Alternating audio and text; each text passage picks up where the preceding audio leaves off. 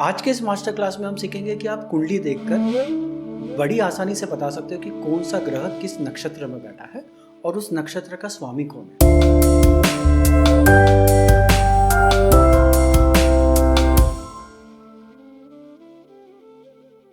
जैसे इस कुंडली में आप देख रहे होंगे, शुक्र जो है वो 8 नंबर राशि में बैठे हुए हैं, लेकिन हमें ये नहीं पता कि किस नक्षत्र में है। उसी तरीके से सूर्य और बुध 9 नंबर राशि में है, लेकिन नक्षत्र नहीं पता। चंद्र जो है वो 7 नंबर राशि में है, उसका नक्षत्र हमें नहीं पता। तो हम कैसे जान सकते हैं कि ये जो ग्रह है वो किस नक्षत्र में बैठे हैं। कोई भी प्लैनेट की पोजीशन देखकर हम बड़ी आसानी से बता सकते हैं कि ये जो प्लैनेट है किस नक्षत्र में बैठे हैं। तो उसके लिए थोड़ा सा नक्षत्र का बैकग्राउंड हम जानने की कोशिश करते हैं।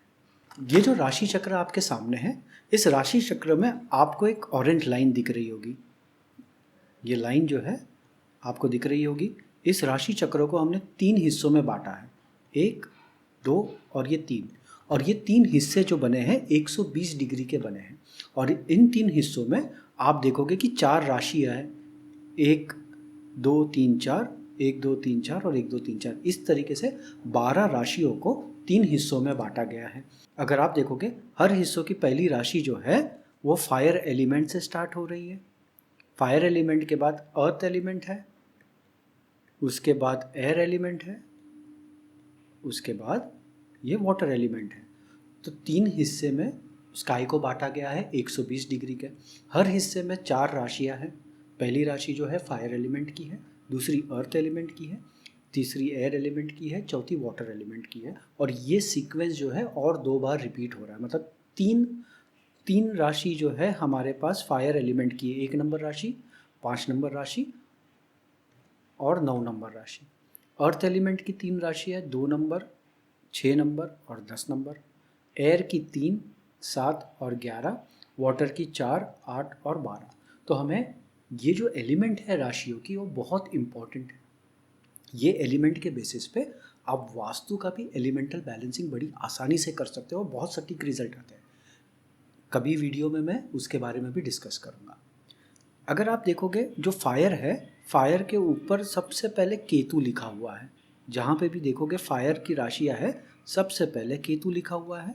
और जब अंत होता है वाटर में, वो लास्ट में मर्क्यूरी पे एंड होता है। सबसे लास्ट मर्क्यूरी पे एंड होता है। तो जो 3 हिस्से बने हैं, स्टार्ट केतु से होता है, एंड मर्क्यूरी से होता है। और सीक्वेंस क्या है? केतु के बाद वीनस, शुक्र, शुक्र के बाद सन, सूर्य, फिर चंद्र, मून, फिर मार्स, मंगल, फिर राहु, फिर जुपिटर, फिर सैटर्न और फिर मर्क्यूरी। और यही सीक्वेंस जो है वो आगे बढ़ रहे हैं। तो ये जो सीक्वेंस है हमें 3 बार दिखते हैं। अगर आप नक्षत्र लॉर्ड के सीक्वेंस को देखोगे तो सबसे पहले केतु, फिर Venus, Sun, Moon, Mars, Rahu, Jupiter, Saturn और मर्क्यूरी। इन 9 प्लैनेट्स के बीच में सब नक्षत्रों को बांटा गया है। 27 नक्षत्र है, 9 प्लैनेट है। तो हर एक ग्रह, हर एक प्लैनेट को 3 नक्षत्र दिए गए हैं। तो सबसे पहले सीक्वेंस में हमेशा केतु आएंगे और एंड जो है मर्क्यूरी से होगा। तो आइए नक्षत्रों को देखते हैं, कौन कौन से नक्षत्र किस तरीके से बांटे हुए हैं। तो ये जो चार्ट है ये बहुत इंपॉर्टेंट चार्ट है नक्षत्रों को समझने के लिए।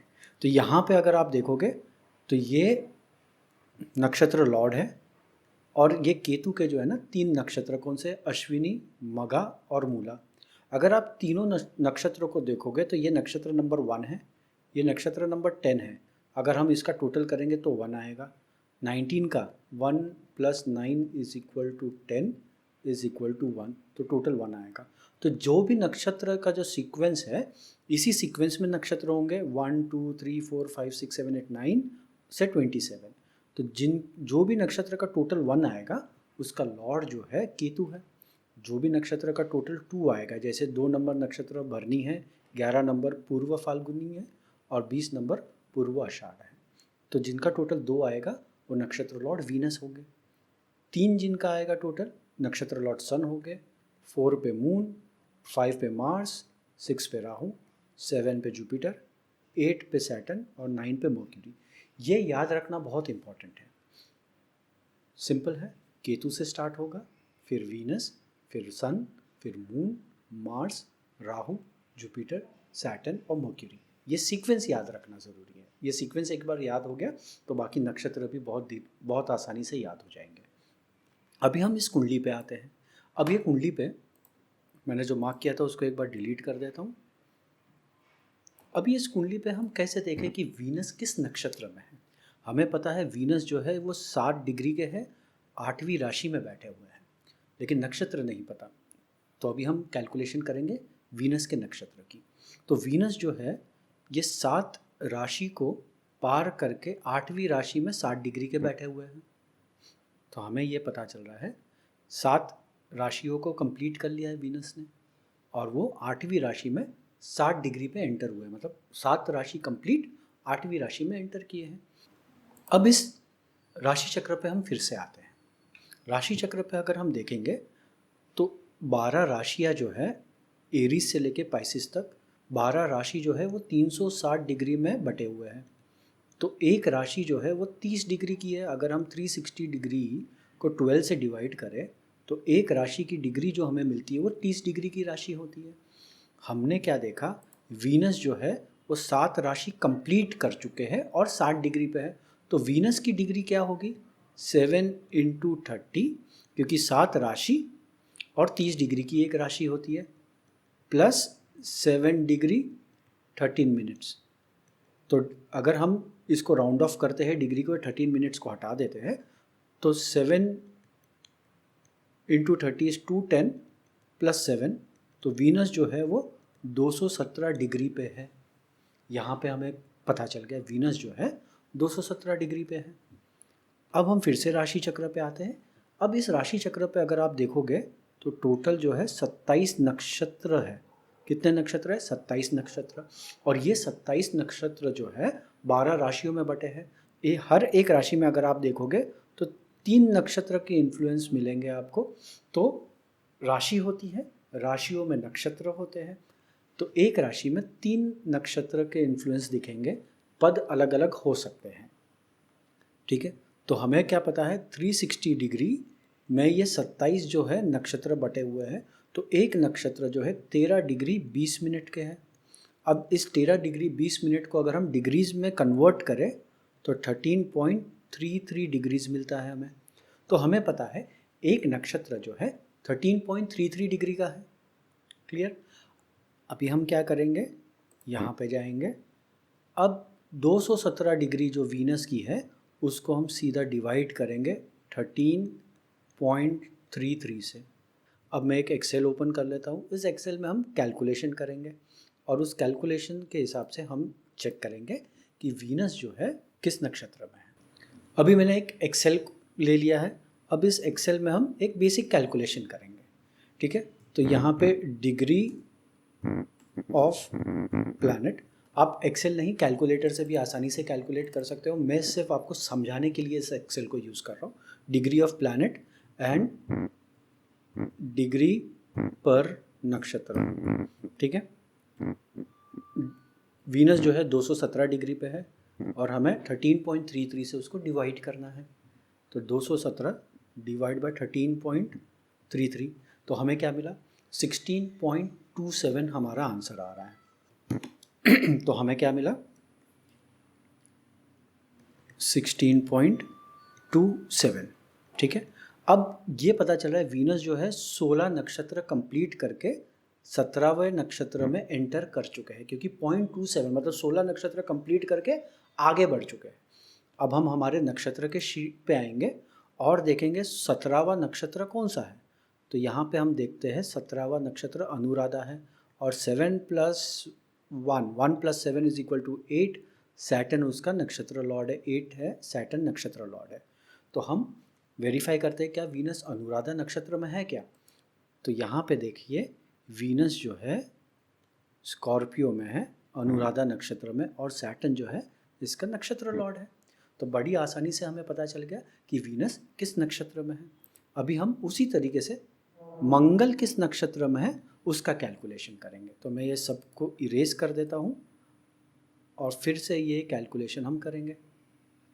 बड़ा सिंपल कैलकुलेशन है। एक बार ये कैलकुलेशन आपको समझ आ गया, आप कोई भी बर्थ चार्ट देख के सिंपल से कैलकुलेशन करके बता सकते हो कि कौन सा प्लैनेट किस नक्षत्र में बैठा हुआ है। अभी देखिए मंगल जो है, सबसे पहले हम देखेंगे मंगल 3 डिग्री का है 11वीं राशि में, मतलब मंगल ने 10 राशि कंप्लीट कर ली है और वो 11वीं राशि में 3 डिग्री के है। तो सबसे पहले हमारा कैलकुलेशन होगा 10 × 30 = 300। और मंगल कितने डिग्री के है? 3 डिग्री के है, तो 3 डिग्री 47 मिनट्स का मंगल है। ठीक है, तो हमारे पास कितना हो गया? 303 डिग्री हो गई। 303 डिग्री को पकड़ लिया हमने।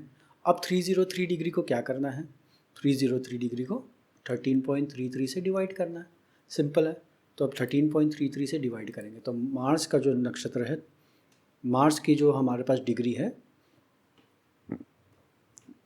तो ये 22.75 आ गया। तो हमारे पास जो आंसर आ रहा है 22.75 है। तो मतलब मंगल ने 22 नक्षत्र कंप्लीट करके 23rd नक्षत्र में है। अभी हम नक्षत्र के लिस्ट में जाएंगे और 23 नंबर कहाँ लिखा है? 23 नंबर लिखा है धनिष्ठा में, और 2 + 3 5 है, तो 5 नंबर जो है वो मार्स का ही है। तो हम ये बता रहे हैं कि मंगल खुद के नक्षत्र में धनिष्ठा में है। तो चलिए देखते हैं, वेरीफाई करते हैं मंगल धनिष्ठा में है क्या। तो मंगल देखिए एक्वेरियस में बैठे हैं, धनिष्ठा नक्षत्र में है और नक्षत्र लॉर्ड वो खुद है। तो अब हम बड़ी आसानी से पता कर सकते हैं कोई भी प्लैनेट बर्थ चार्ट में किस डिग्री पे बैठे हैं, उस डिग्री के हिसाब से हम नक्षत्र को बड़ी आसानी से पहचान सकते हैं। मैंने नक्षत्र के चार्ट और राशि चक्र का डाउनलोड लिंक डिस्क्रिप्शन में दे दिया है। आशा करता हूँ ये वीडियो से आपको कुछ सीखने मिला हो। इसी तरीके से मैं एस्ट्रोलॉजी और वास्तु को सिंप्लीफाई करके आप तक पहुँचाते रहूँगा। आप मेरे इस वीडियो को लाइक कीजिए, सब्सक्राइब कीजिए, और अगर आपको कुछ सवाल है तो प्लीज़ कमेंट में आपके सवाल लिख दीजिए, वास्तु के रिलेटेड या एस्ट्रोलॉजी के रिलेटेड कोई भी सवाल है आप कमेंट में डालिए। मैं पर्सनली सब कमेंट को पढ़ता हूँ और आपके सवाल का रिप्लाई मैं ज़रूर दूंगा। अगर आपको ये वीडियो पसंद आया है तो अपने दोस्तों तक ज़रूर शेयर कीजिए। मेरे चैनल को सब्सक्राइब कीजिए, इस वीडियो को लाइक कीजिए। Thank you.